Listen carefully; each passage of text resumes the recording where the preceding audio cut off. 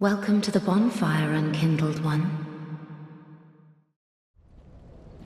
Hey everyone, it's Blue Lizard Jello, and welcome back to Everything Possible in Dark Souls 3. We are still in the Undead Settlement. Last time we took a look at the majority of the area, but considering just how dense this area is with loot and with NPCs and eventually a boss, there is just too much to cover in one episode. But before we go forward, let's go ahead and take a look at Leylani's stats. If you want to take a look at these a little bit closer, go ahead and pause the video here. We haven't leveled up too much, we're still only level 18. As for equipment, we're using the Raw Astora Straightsword plus 2. We are using the Longbow for range. We have a Kite Shield, Sorcerer's Staff for Spook, the Cleric's Sacred Chime for the Gentle Prayer, Assassin Hood, Mirror Vest, Assassin Gloves, and the Assassin Trousers. For rings, I have the Life Ring, the Coveted Silver Serpent Ring, Chloranthy Ring, which we got last episode, and the Bloodbite Ring, which we also got last episode.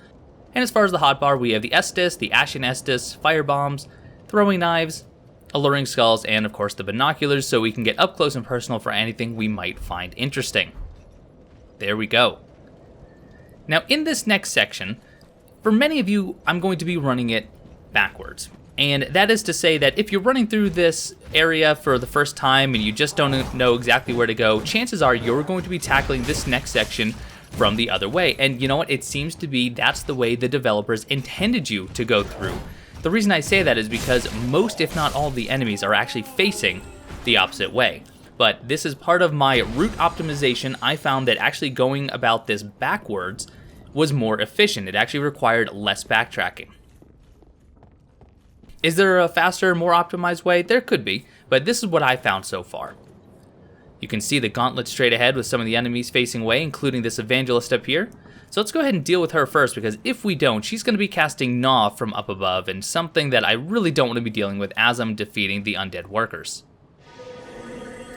I cast Spook, and you're going to see here in just a moment that was completely worthless, because they apparently have really good peripheral vision. Smacks me once with the book, twice with the book.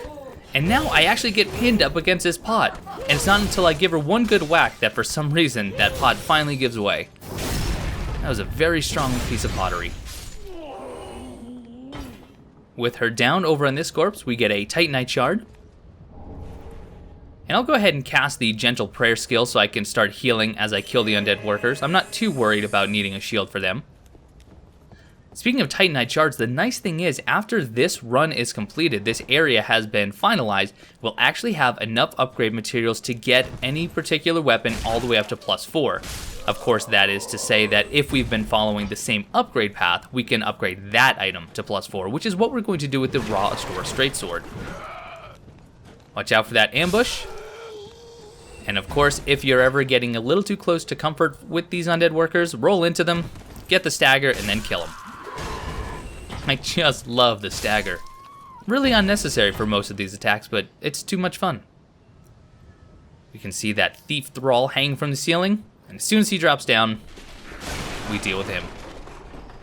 And over on this corpse, we get the Whip. Frankly, the Whip is fairly underwhelming. The damage will never be very good. It is a dex weapon, so if you're looking for a dex weapon, you could go ahead and use the Whip.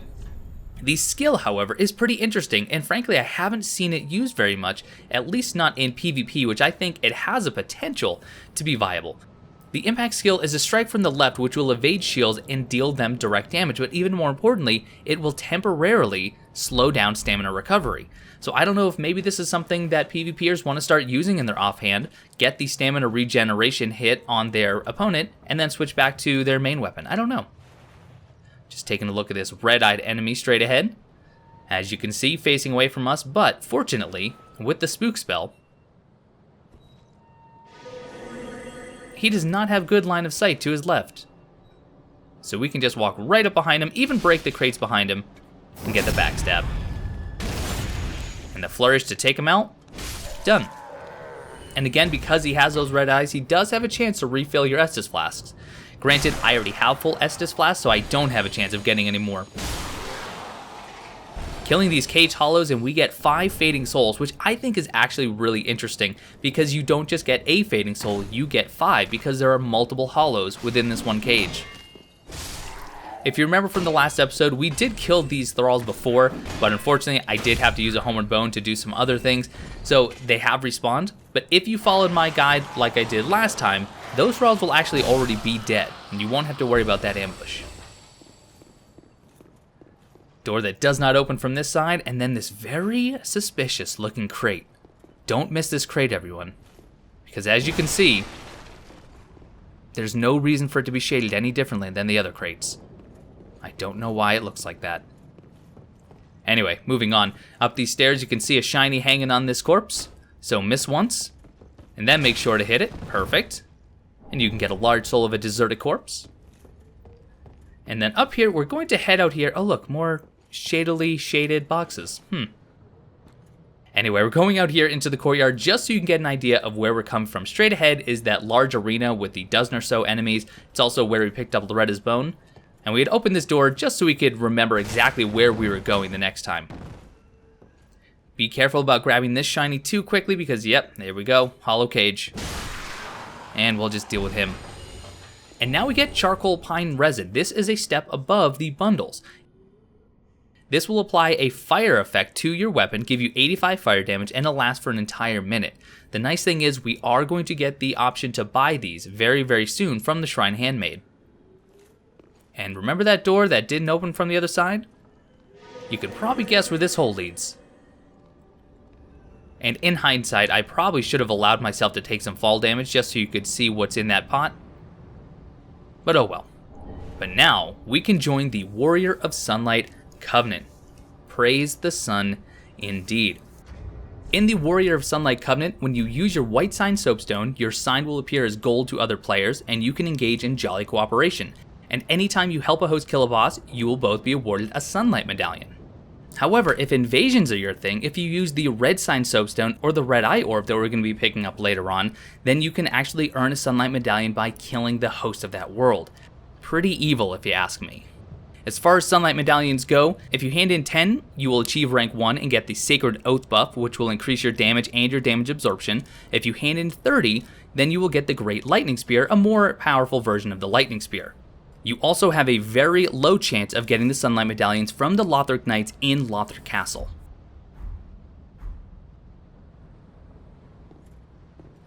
And here we have the Estus Soup.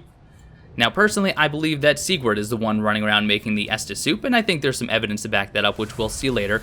But the Estus Soup will provide both HP and FP restoration. And now we're going to be doing a little bit of backtracking, but this time we're going to be collecting the hidden loot that's off to the sides.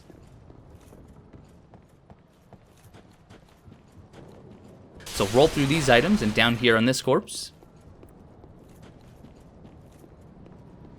we get a Soul of an Unknown Traveler. And then head back around because there are 2 more pieces of loot that we need to get off to the sides. And directly past this next set of houses, run around here, and you can see this kind of half wall right behind it. We have another shiny, and it's a Titanite shard, even better than the soul. And one more item to get, and this one is just above the last bonfire. You could see it when we were attacking the crystal lizard last time. And it is right over there in that balcony. It does require a small jump, nothing too difficult. And then we get 2 rusted coins. Now we've already talked about the gold rusted coins, but the rusted coins are just a step below that. When used, they will increase your item discovery by 50 points and they'll last for a total of 1 minute. So I would encourage you to use these coins sparingly. It is going to be quite a while before you have the opportunity to purchase them, or farm them for that matter.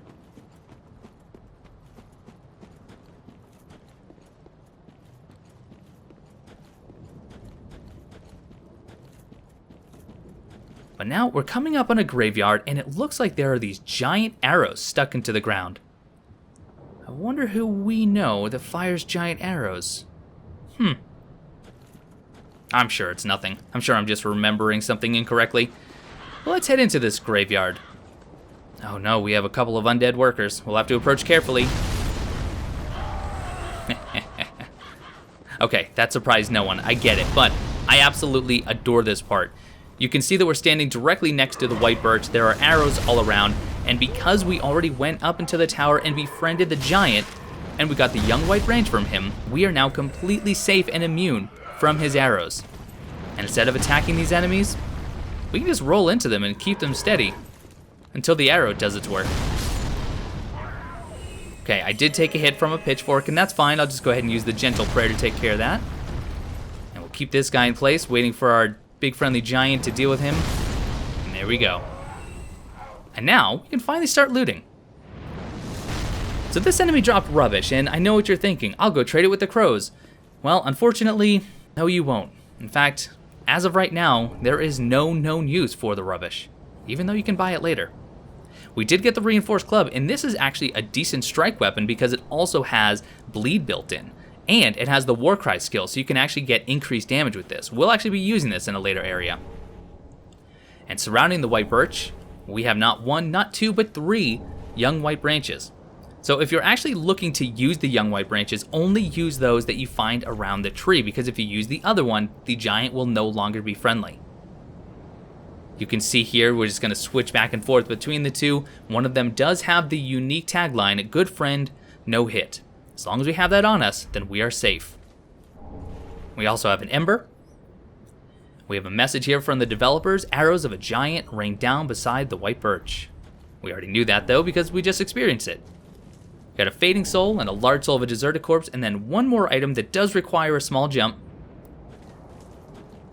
Not too difficult, but if you miss this, you are going to fall to your death, unfortunately. And we get our very first undead bone shard. Now, we did already talk about this, but this is the first one we've actually acquired, and we can burn this in the Firelink Shrine bonfire in order to improve our Estus and our Ashen Estus recovery.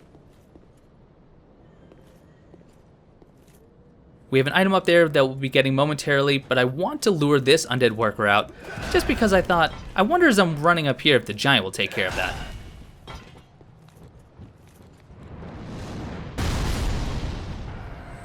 I think so. We have that shiny straight ahead, but don't be fooled, because if you rush in, there is a thrall that's going to do a plunge attack on you, and this is not the axe-wielding thrall. This one does have the flamberge. And that is the best attack that he has because it is so slow and opens them up so wide for a backstab. And wouldn't you know, we actually got the flamberge, which is fantastic. Flamberge is a greatsword, but it is not any old greatsword because it does inflict bleed. It has the stance skill, which we've seen a number of times before, and this actually has better outright damage than the claymore that we picked up in the High Wall of Lothric. So if you're a greatsword user, you can get a more powerful sword than the claymore and one that inflicts bleed just by farming these thralls a few times. Not too bad.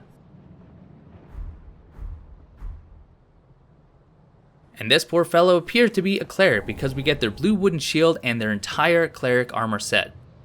Now if you started as a cleric, you have all these items. The only thing that was missing was the cleric sacred chime and a couple of miracles. Even more importantly though, we have the Mortician's Ashes. The Mortician's Ashes are umbral ashes that we can give to the Shrine Handmaid in order to improve her inventory. We will be doing that later on because it unlocks one item in particular that we're going to want if we want to unlock one of the other NPCs in this area. Dealing with old Red Eye here. Not too bad. Because he is sitting, you do have a chance to get a powerful attack before he's actually ready to hit you back. And there's the shiny we saw from outside. And we get the Great Scythe. Now the Great Scythe might not be as good as it once was back in Dark Souls 1, but it is still an okay dex weapon. In fact, it actually has a scaling in dexterity if you infuse it with the Sharp Gem. The skill is very interesting. It is the neck swipe, and it's an attack that's aiming at getting a critical hit on an enemy by actually aiming for the neck and the head region. If you can actually execute it properly, it is just like you shot them in the head with an arrow, and it will cause the enemy to even recoil. It's a pretty cool feature, but it seems to be hit or miss whether you'll hit or miss. That actually made sense. Huh.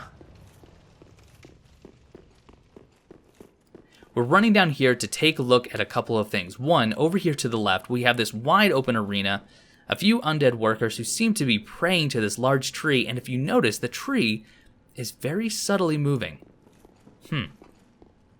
Then over here, these double doors, we can open them, and then as soon as they're open, we should notice a familiar area, because we approach these doors already from the other side.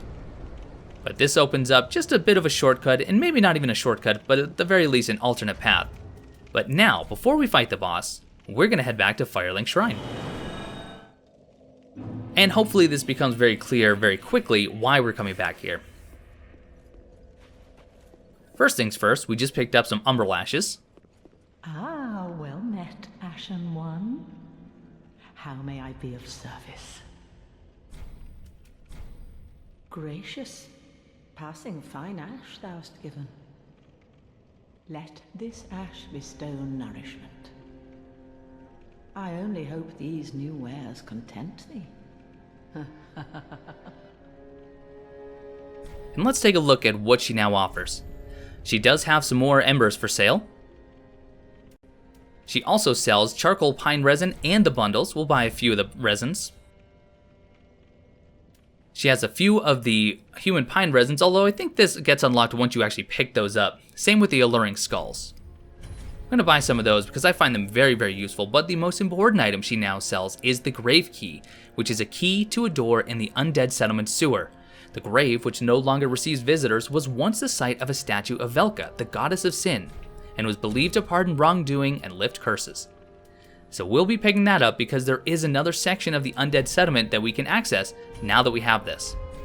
And I just bought the torch. She did already offer this before, but I realized that I didn't buy it before, and coming up, it's actually going to be proving fairly useful. And now, because we have a couple more Titanite shards in our possession, it is time to get even stronger. The raw Astora's sword is going from +2 all the way up to +4 for 229 damage.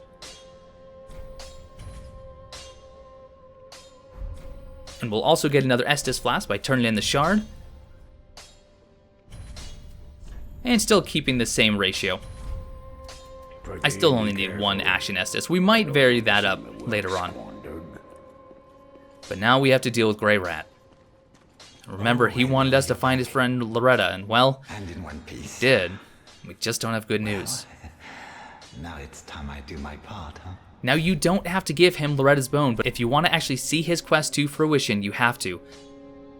Alternatively, you could turn this into the crows for a ring of sacrifice, but if you do that, then I'll probably have to question everything about you.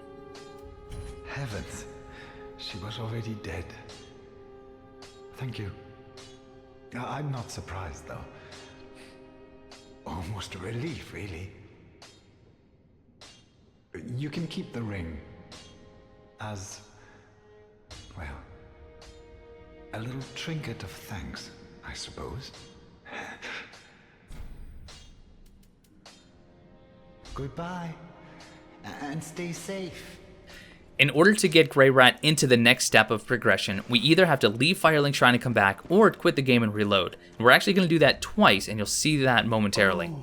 But first, let's talk to Yol, because he's now with us in Firelink Shrine. Home. This pilgrim, with a debt in death, hardly deserves to behold this divine flame. And I never would have, had you not taken me into your service.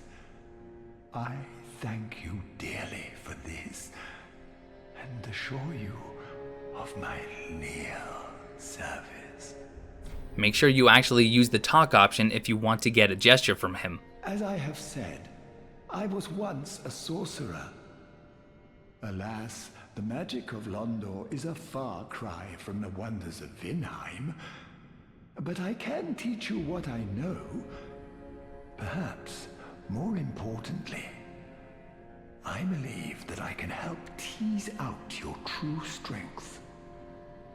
We pilgrims of Londor are keenly aware that those branded by the dark sign possess something quite special.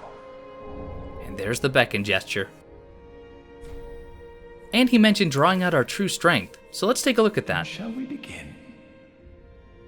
Bearer of the dark sign, let your true strength shine. Now this opens up a leveling menu, but one thing to notice that is very different than when we talk to the Firekeeper is that it doesn't require any souls. And currently, he's going to allow us to level up once for free. And I have to put air quotes around that. Nothing in this world is free, right? And that is because when we actually use the draw out true strength option from Yol, we are going to be given a dark sigil. And we'll see that just as soon as I choose a level. I'll put one more point in vigor, more health is always good. And then before we take a look at the dark sigil, he does have some sorceries for sale as well. He sells Soul Arrow, which, as you may have already guessed from the name, will fire a magical arrow at your foe at the cost of 7 FP per arrow. He also sells the Heavy Soul Arrow, which also fires a magic arrow, but it is a bit slower and it does deal more damage and it costs a little bit more FP. He also sells the Soul Greatsword, which is a really neat magical and ethereal greatsword that will attack your opponent in a horizontal slash. He sells Magic Weapon, which will apply a magical buff to your weapon, adding magic damage to it. And he also has the Magic Shield sorcery, and when this is applied to a shield, it will increase the stability as well as the damage absorption of your shield. But for now, let's just get the Magic Weapon. Even though the Sorcerer Staff we have isn't incredibly powerful, it will actually add a few points of magic damage, and that's always welcome. Now let's take a look at this Dark Sigil that we got from drawing out our true strength. Because we now have this, we are going to start accumulating the curse known as Hollowing.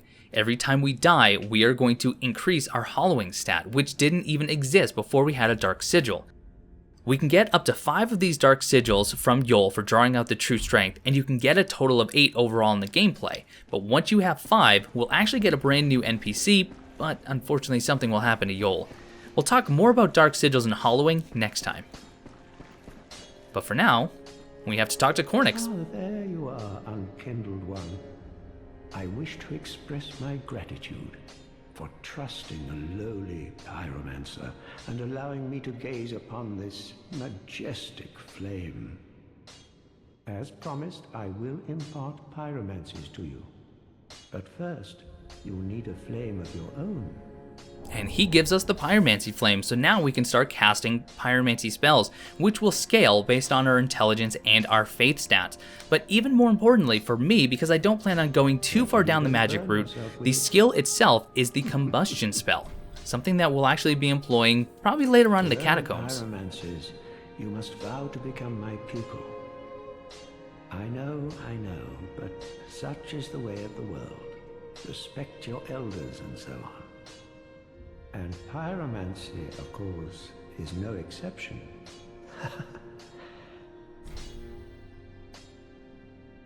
So with Cornix, now that we have the Pyromancy Flame, he can do a few things for us.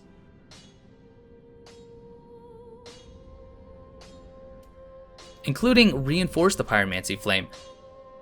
This time around, the Pyromancy Flame does take Titanite shards in order to upgrade, but the upgrades are pretty significant, so you may want to consider putting some into this, if you're going to be using Pyromancy spells at all.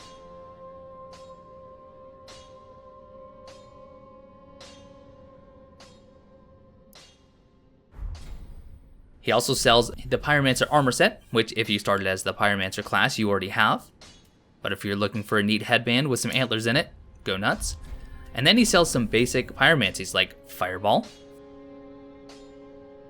Fire Surge, Great Combustion, and Flash Sweat, which will increase our fire damage absorption pretty drastically.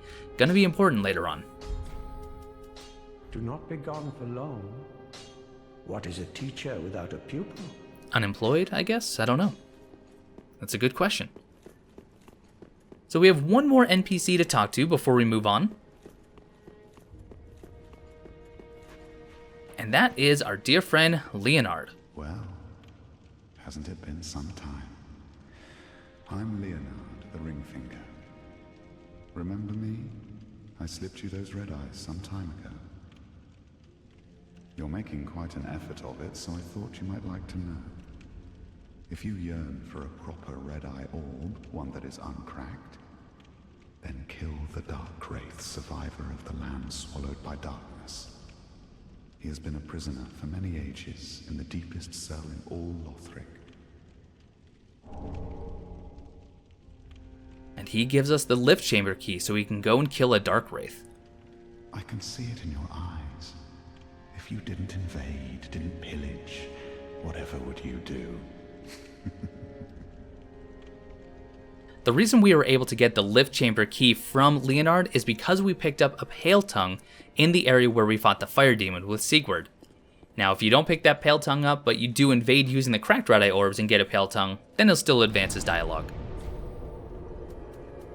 Before we head out, let's burn that undead bone shard. You can see our bonfire level is now 2, and we're going to be going back to the High Wall of Lothric, specifically the Tower Bonfire.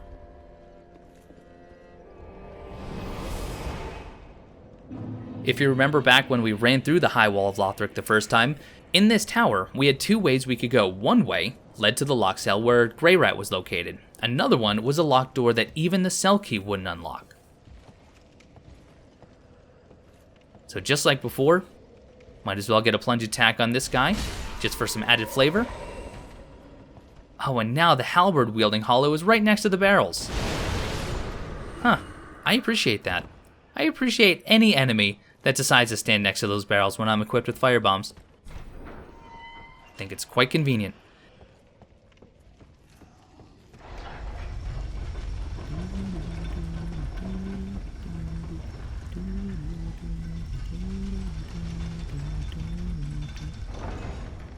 You can tell that the enemy we're about to fight is quite formidable because look at all the bodies of these Lothric knights just strewn about.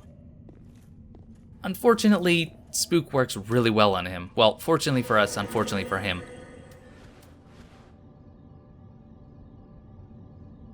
But one thing I want you to pay attention to, other than this great backstab, are all of these spindly protrusions coming out of his armor. We've actually seen something similar before in some hollows. It appears that the curse is now actually causing the undead to sprout, to actually grow into some sort of tree. So is it the curse that actually caused the giants from Dark Souls 2 and the one just outside of Firelink Shrine to actually grow into trees? And furthermore, are the arch trees nothing more than the curse grown out of control? Now, the reason I wasn't attacking is because I wanted to bait him using his Dark Hand as a shield because I wanted to show off that you can actually break his guard. But once you kill him, you get the Red Eye Orb, which works just like the cracked Red Eye Orb, except this one is permanent. You do not actually have to consume this. Anytime you use it, you'll have a chance to invade, but it will never leave. Now, if you do kill the Host of Embers, the reward you get is going to depend on the Covenant you're in. You can get Pale Tongues, Vertebra Shackles, Sunlight Medals, even Forked Tongues depending on who you're killing. And if you're confident farming the Darkwraith, you can do so just by going up to the previous bonfire. You'll get 2,500 souls without the coveted Silver Serpent Ring. You can also get their Dark Sword and their Dark Armor set. Now that we have the Red Eye Orb, let's go back to Firelink Shrine and let's talk to Leonard one more time just so we can get some more dialogue.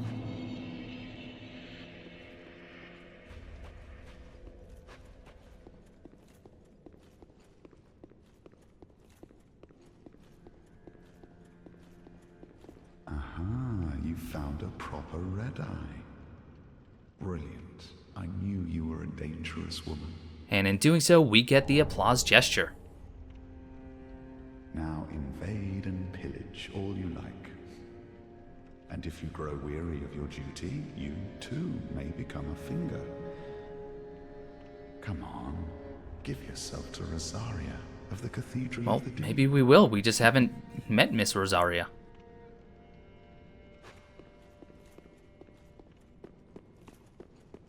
Now that we've left Firelink Shrine and come back, Greirat should have progressed, so let's go see how he's doing following the news of his friend Loretta's death.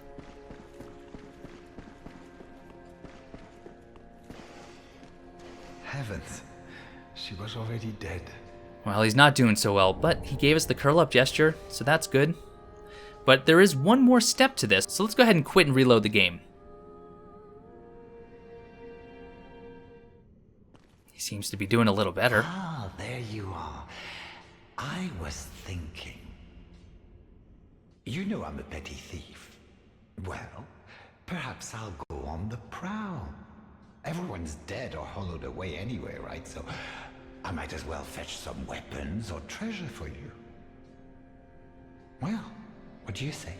Greirat has 3 different expeditions that he can go on. The first is going to be to the Undead Settlement, and if we send him to pillage, he will come back. The next time we kill a boss, he will have a greatly expanded inventory. Greirat the Thief was once a well-known name. Until I ended up rotting in a cell.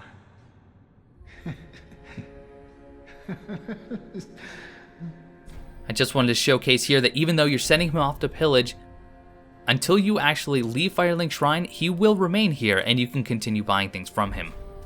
Goodbye. I will leave for some time. So long for now. Do stay safe, you hear? Or my efforts will have been for naught. And I specifically do this now, that way when I go and I kill the boss of the Undead Settlement, I can come back to Firelink Shrine and he will have already returned with his new inventory.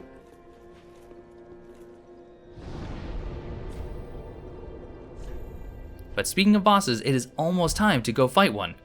So let's head back to the dilapidated bridge in the Undead Settlement and push forward. But before we take on the boss of this area, it is time for us to go back into the sewers, because we did pick up the grave key and we can now unlock the one door that we found in here earlier. But we do have a few rats to deal with first, so what I'm going to do is I'm going to do a plunge attack, but I'm also going to show you a neat aspect of the gentle prayer skill. Once I go ahead and do a plunge attack, you can see I did just take a little bit of damage from the rats, but you'll see my health is ticking up. So what, you might think? You cast the gentle prayer. That's exactly what it's there for. But what I think is really neat is that even if you cast it when you're at full health, the skill will continue to last for its full length just so long as you have the chime out. So if you cast it when you're at full HP and you take a hit, if you still have the chime out, the gentle prayer will continue to heal. I really like that aspect of it.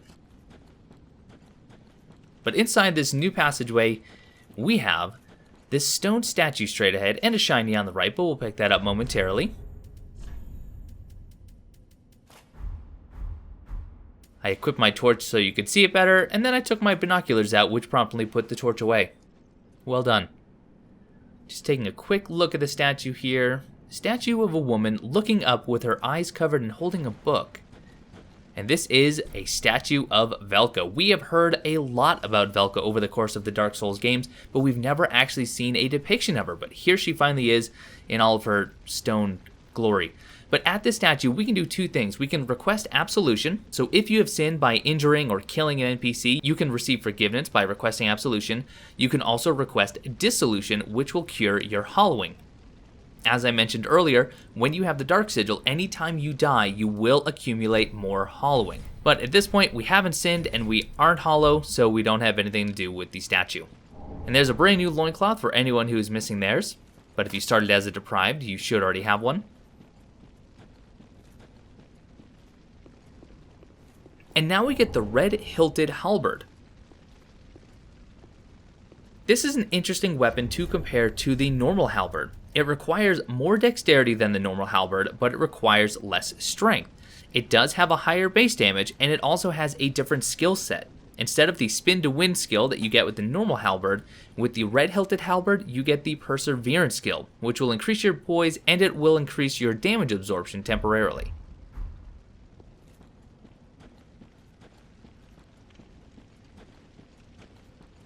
We have some skeletons to deal with, but even more interestingly than them being skeletons is that, again, we see this motif of vegetation, of trees growing out of the undead. I'm really curious to hear your thoughts on this. They're not too difficult to deal with, and if you have a strike weapon, you'll actually do more damage against these enemies.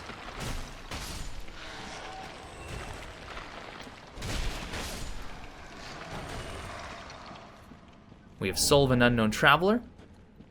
Going forward, we can see that there are some more corpses along the ground, so you can probably guess what's about to happen.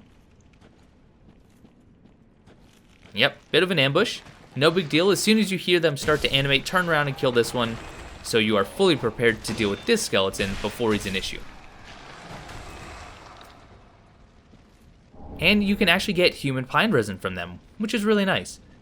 Not an extremely common drop, so I don't know if you want to farm or not, but if you do like to use the human pine resin, it's not a bad idea because you don't actually have access to buy these until later on, at least in unlimited quantities. And now we're in the ravine. Now something that I didn't mention last time is that you don't actually need the grave key in order to get down into the ravine. If you have the spook spell, or if you have the silver cat ring that you get much later on, you can safely drop down here without ever buying that key.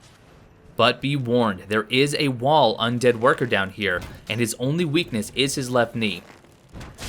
Don't say I didn't warn you.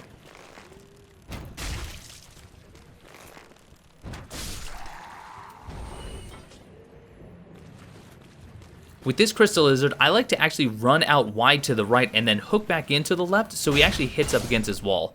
But killing him will get you your first heavy gem. With the heavy gem, once we've given the Farron Coal to Andre, we can create heavy weapons. It will lower the base damage, but it will increase the strength scaling, and in some cases, greatly.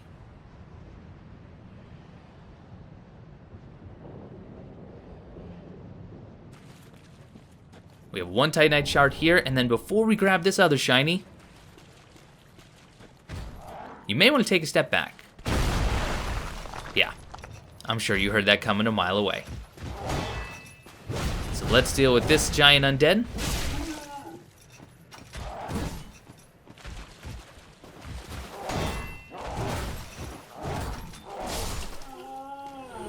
And he was actually nice enough to drop his great machete. This is a really great early strength weapon in my opinion. It does require 24 strength to wield, only 16 if you want to two-hand it, and this is actually a really good option for heavy infusion with the heavy gem that we just picked up. The skill is Sharpen, which means that it will actually increase its base damage by 10% for about 18 seconds. The only thing to keep in mind is if you have that weapon buffed with any sort of resin or magic buff, it will remove that buff if you sharpen it. Don't forget to grab that one Titanite shard, and now let's continue. And we can finally see the corpse with the shiny on it that we looked at when we were done talking with Egon.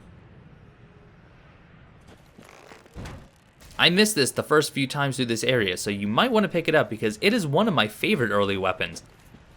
It is a Blessed Red and White Shield +1.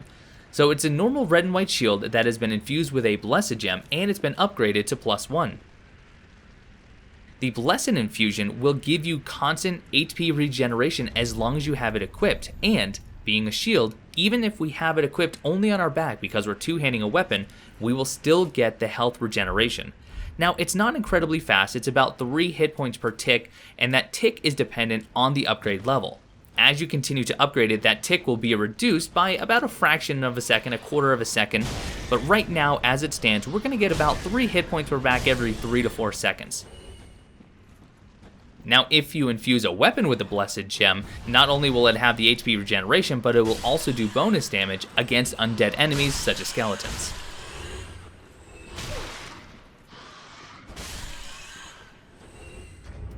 Here I am just showing you the regeneration in effect.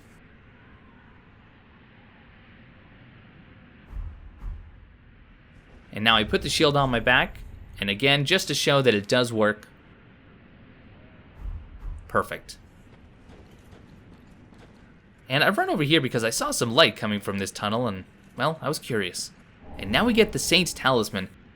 The Saint's Talisman really isn't anything special. It's not the most powerful talisman. It does start out with an A scaling in Faith, but the skill is Unfaltering Prayer, which increases your poise anytime you're casting a miracle.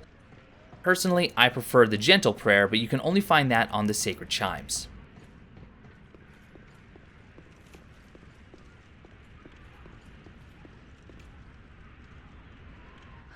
Who is there?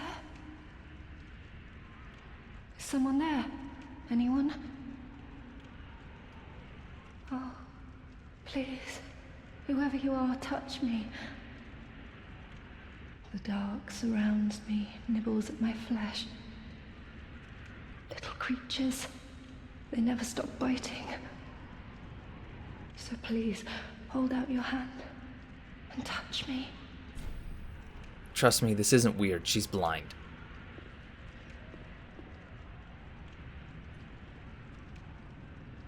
Ah, yes, there you are. So close, indeed. Then I am not entirely alone just yet. Praise the merciful gods above. And by touching her, you do get the prayer gesture. Oh, forgive me. I am Irina of Karim. I came to this land so that I might be a firekeeper. Your touch has freed me from the darkness. You are a champion, then. I am weak and unfit to tend the flames. But if it would not trouble you, might I enter into your service instead? Why not? Everyone else is. Oh, thank you, sweet champion. I shall take my vows. I, Irina of Karim, solemnly swear to serve you. And just like that, and every other NPC that's been locked away, she just vanishes to Firelink Shrine. But here, let me get the door for you. I wonder what Egon has to say now that we rescued Irina. You've gone and rescued her, have you? How very quaint.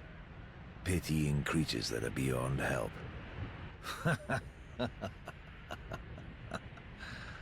Yeah. Very well. I'm sick of looking after her at any rate. I am Egon, a knight of Karim. I am allied to you for as long as you assure the girl's safety. And only for that long. Really like the depiction of some sort of bird or griffin-like head on his hammer. We'll take a closer look at that weapon eventually. He also stresses that he is only going to be allied with you just so long as we provide for Irina's safety. And trust me, he means it. Now I'm just running past most of the enemies that I can. Unfortunately, we are going to have to fight a few, but because we opened up the double doors the last time we were in this area, we actually don't have to go back to the bonfire. We can just go straight to the boss from here. Just want to fight this enemy over here because I don't want to get the Evangelists involved if I can help it.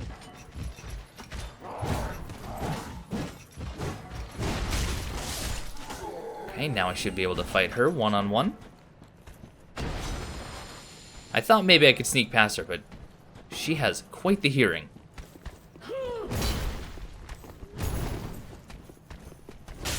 Immolation hug, perfect. I can just roll back, stab her. And she's low enough that I can just finish as soon as she gets up. And she dropped the Evangelist trousers, and I'm really glad that she did. I was hoping I could get a piece of equipment because I wanted to take a look at the description. These teachers, all women, came to enlighten inhabitants of the Undead Settlement and sent carriers on the path of sacrifice. These evangelists have come from the Cathedral of the Deep in order to, as they say, enlighten the inhabitants. Now, does enlighten mean what we think it means, or does it mean something else entirely, and maybe something a lot more sinister? As we've seen in this area, there's been a lot of decay, there's been a lot of torture and punishment. I wonder if enlighten really just means you either follow us, or something really bad's gonna happen to you. We picked up a worker's garb. Unfortunately, the worker's garb is really nothing interesting. It just talks about how they were previously used as ceremonial clothes when they used to dismember and discard of bodies.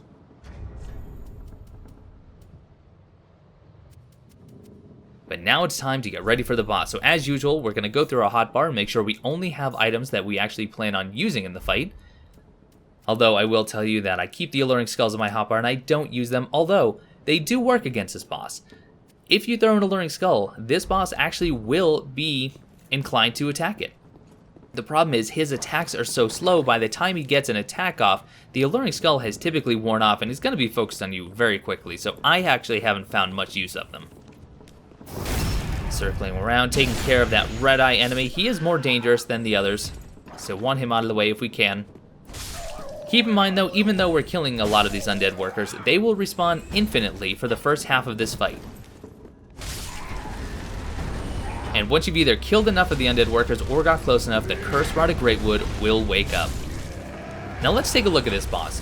We can see that there are some pustules along his body. In between his legs there are some, on his left leg there appears to be one. There are some higher up, although I don't think those are actually the targets. I could be wrong. But what we want to do is bait some attacks and then get into the point where we can actually attack those pustules, because as you've probably guessed, they are his weaknesses. Here's some more respawning enemies. Fortunately, we can actually get him to deal with them for us. And as I'm running around trying to get these, let me just talk about the boss in general. So the cursed rotted Greatwood, that tells us right away that there's something about him that is cursed, or he is inhabited by the curse, which I think just kind of goes with this theme that we've been talking about how the curse actually inflicts this growth amongst the afflicted. So maybe this was a giant of some sort, or maybe this was a hollow and the curse was just so great he grew into this monstrosity. The Cursed Rotted Greatwood is weak to thrust, slash, and strike, so a lot of your basic physical attacks. He is fairly resistant to most elemental buffs, but keep in mind, even though he's resistant, he will still take some extra damage from it. And anytime he does this attack where he spews this liquid on the ground, you will take continual damage while you're in it, but it is so little, I recommend using that as an opportunity to attack the large pustule in the center of his body. And once you've destroyed that, it's time to go down. And I hope this area immediately looks familiar, because this is the same area where we first met Holy Knight Hodrick. Now things do get a little bit more interesting here, because not only are there some more pustules for us to attack, but he also now has his arm growing out of the center of his body. When he stands up, he's going to come forward and just slam down. It's a really good time to get behind him, because you should be able to get a few hits on the pustules that are on his back.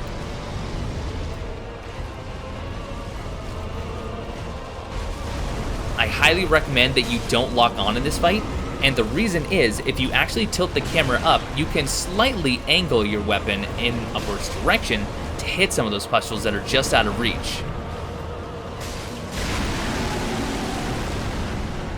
Also, the arm will take damage just like the pustules. It is another weakness. Now, if you're an archer or if you have a bow at the ready, you can actually just snipe some of the pustules from distance, but if you do keep your distance, keep in mind he does have a few very quick rolling attacks, and you might find yourself in trouble. But that is the Cursed Rotted Greatwood, a completely optional boss. You never need to fight him, but if you don't fight him, you will miss out on the transposing kiln, which is incredibly important, at least in my opinion, because this will allow us to trade boss souls to Ludleth of Courland for new weapons, spells, and even rings. We also got the Soul of the Rotted Greatwood, which will allow us to trade for 2 items, the Hollow Slayer Greatsword and the Arstor Spear. And unfortunately, Holy Knight Hodrick didn't get out of the way in time, and he was crushed. And this is why you want to get to the Moundmaker's Covenant before you fight this boss, or else you have to wait until much, much later in order to access that covenant. But the Undead Settlement is now behind us, so let's head back to Firelink Shrine and wrap up. First things first, let's talk to Hawkwood. Ooh, yet to give in, eh? Good. The Firekeeper must be twitching with delight. But what do you really know about these Lords of Cinder, these supposed legends?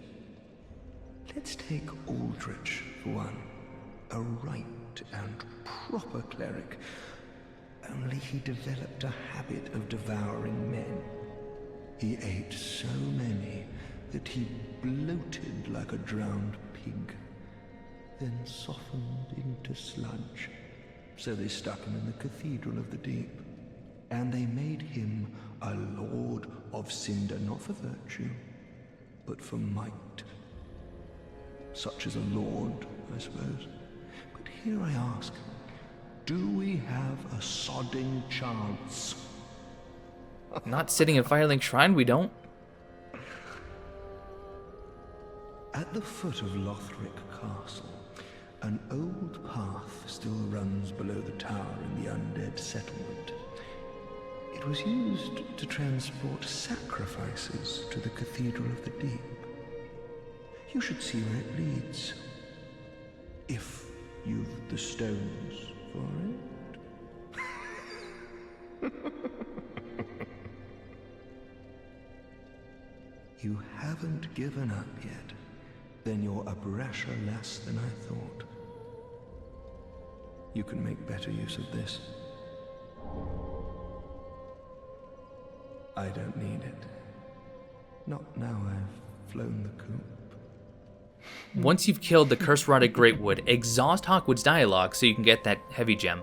But what does he mean that he's flown the coop? Exactly what coop has he flown from? Because he's here, so clearly he doesn't mean Firelink Shrine. Hey, Greirat's back. Oh, hello. You've come at a good time. It took some prowling, but I finally made a score. Go on, have a gander. And he now sells more embers, he sells a divine blessing, he sells a slew of new items. So it is very helpful to actually send him out to the Undead Settlement and then come back once the next boss is dead. For us, it was the curse-rotted Greatwood, so we can actually access his new inventory. He has his Zweihander, Lightning Urns, Estoc, Warpick, Glaive, Shortbow. He has so many new items. It's really, really helpful to get this inventory this early, especially if you want to test out some new weapons.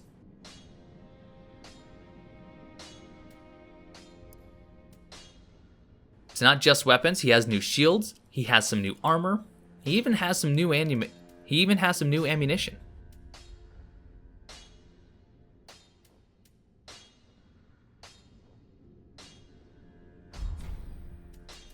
Goodbye, and stay safe.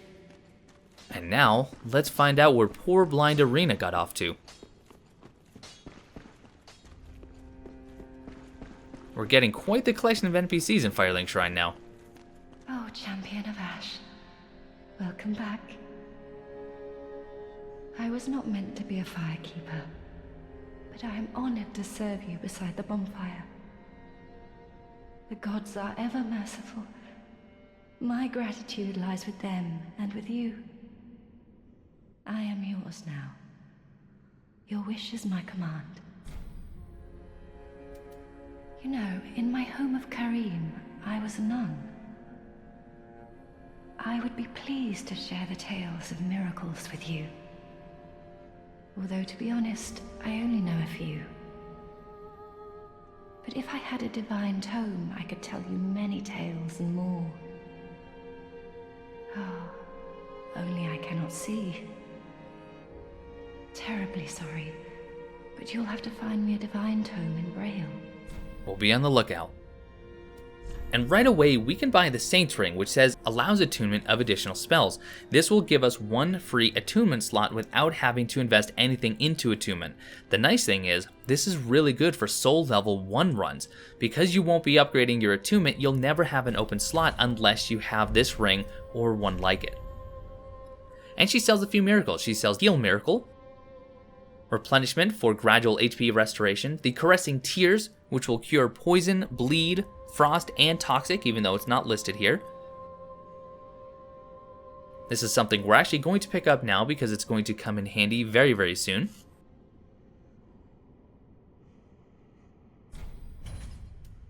And she sells Homeward. Personally, I don't think Homeward is very valuable because Homeward Bones are so plentiful and so cheap to buy. I can't imagine spending 3,000 souls and then FP anytime I want to go back to Firelink Shrine or to a bonfire. But lastly, let us talk to Ludleth and give him that transposing kiln and see what we can get. Fret not, fret not. My feet are here firmly planted. I'm not so sure. I am a lord, and this is my throne. Oh, belike it is a transposing kiln in thy possession. Seen better days, but methinks it shall suffice. Now, bring to me a twisted soul. Transposition is the art of extracting and coalescing the essence of a soul. In transposing a twisted soul, its true power transferred to thee. Thy purpose is to seek lords and slay them. What's to fear in a little transposition now? Well, it just so happens we have a pair of Twisted Souls, so let's take a look. One thing right away to keep in mind, all weapons that you get from Soul Transposition are upgraded with Titanite scales, and then the last upgrade is going to be a Titanite slab. You also cannot infuse any weapon that you get from Soul Transposition.